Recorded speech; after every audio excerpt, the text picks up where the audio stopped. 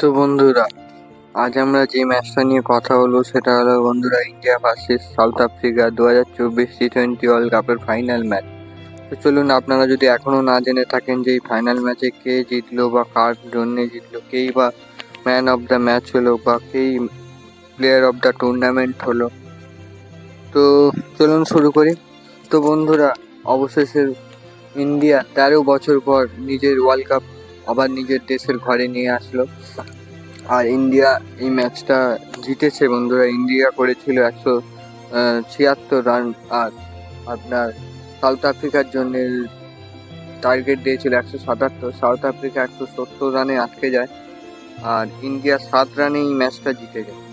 আর এই ম্যাচটা জেতার পেছনে ভাই বিরাট কোহলির সব থেকে বড় অবদান ছিল। 59 বলে 76 রান করে ম্যান অফ দ্য ম্যাচ হয়েছিল। আর ম্যান অফ দ্য টুর্নামেন্ট বন্ধুরা জসপ্রীত বুমরা।